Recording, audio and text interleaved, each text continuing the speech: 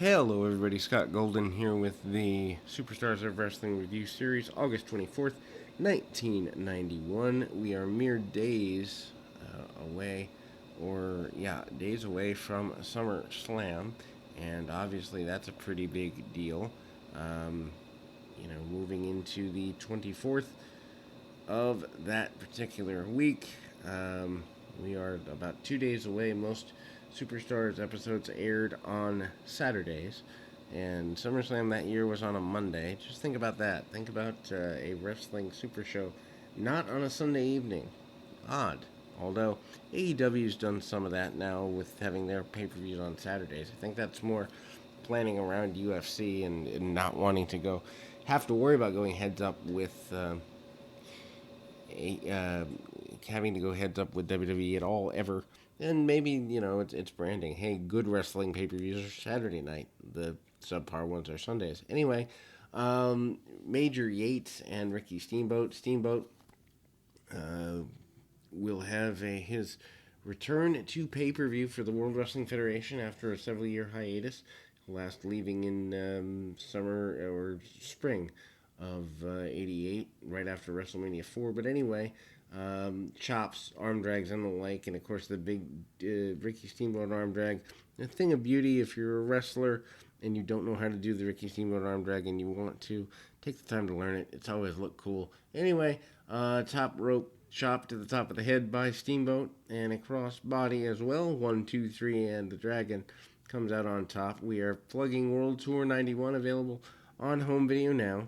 They go back and relive for several minutes the Ultimate Warrior's issues with Jake Roberts the previous week. Gene Okerlund basically reminds us how dastardly and heinous all that is.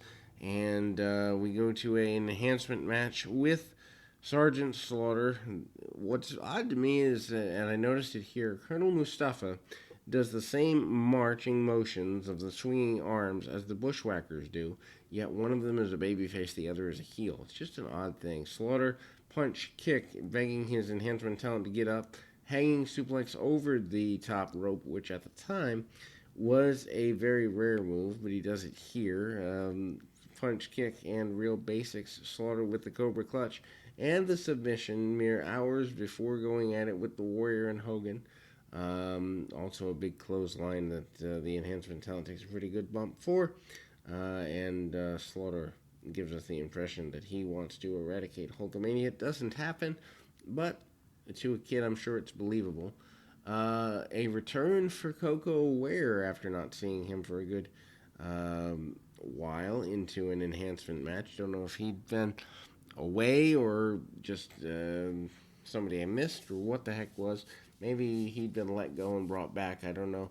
I know they were farming guys out late 90, early 91 for independent dates, so maybe he'd been doing some of that for a few months. Anyway, arm drags and the like by Koko. Koko here through the beginning, about the beginning of 94, late 93, early 94. Koko with a drop kick, always well done. And he is dancing around like he always used to. Of course, Koko had been here very soon into the expansion. 86 he comes in and doesn't leave until 93, 94. So pretty big deal. Ghostbuster, Gourdbuster, and your finish there. Odd that they would choose to redo the promos for previous weeks with the Mountie and the six-man Bulldog, Tornado, and Dragon versus, Power and Glory and the Warlord, but they do. Maybe they didn't have enough in the can. Anyway, comeback, IRS, enhancement match, punch, kick, clothesline, which is well done. Inset promo by Greg Valentine. The attempted cheating by IRS using the abdominal stretch and the ropes at the same time. The right-off finish, 1, 2, 3, and away we go. Sid Justice comes out to cut a promo. Basically, he says he can't be bought, can't be manipulated, can't be intimidated. He's not on either side. He's on the side of justice, and justice will be served. That's what he has to say to Gene Okerlund. The crowd, though, had already begun to turn him. They don't do crowd sweetening. Gosh, I miss those days. And the crowd, though, had already started to turn him into a mega babyface. So they had to be careful with how they handled that. Natural Disasters out next. Not quite sure why they are being featured so heavily right before a pay per view. You'd think you'd have guys in major matches on the pay per view featured.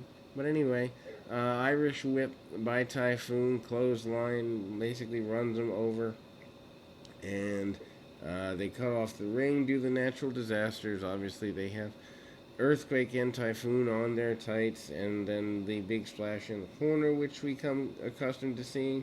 Uh, Big vertical splash, big horizontal splash, and the Earthquake and Typhoon, your Natural Disasters, are your winners. Bret Hart promises to win the Intercontinental Championship. Kurt Hennig has a repeated promo that was done with Coach a few weeks before, and Hennig is obviously at this point in pain and taking the majority of summer off house shows due to back issues. Puts together a real gutsy performance and one of my all-time favorite matches in that SummerSlam match. We go to the SummerSlam report. We see the Nasty Boys with the tag team championships, and they basically say they're going to crack the paint of the Legion of Doom. Legion of Doom say they're going to separate the Nasty Boys from their heads and their heads from their shoulders, and that's pretty intense. Then we go to a interesting jailhouse match promo. The Mountie talking about Bossman getting fingerprinted, getting his picture taken. He actually asked the guy in a jail to take his picture multiple times.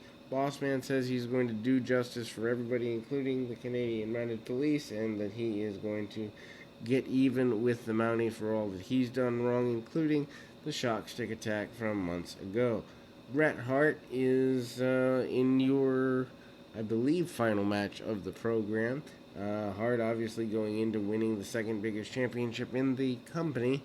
Can use every bit of extra input he has. Bob Bradley, his opponent, Bret, with hip tosses, slams him around. Inverted atomic drops and other things, Russian leg sweep, and beats him with the sharpshooter. No big surprise there. Bret, by this point, had worked out his patented match. I loved Bret 86 because I hadn't seen much of his stuff in Stampede. Not a lot's available. I've seen matches of it, but never enough angles. But 86 through 90, 93, 94 Bret. By the time he gets to 95, not so much a fan. Maybe 93, 94. But after that, Bret gets on my nerves. Anyway, Natural Disasters plugging their match of squashing the Bushwhackers completely. And then we come back to close out the week. We will be back to close out the month here in a little bit. Until next time, keep your feet on the ground, your mind in the moment.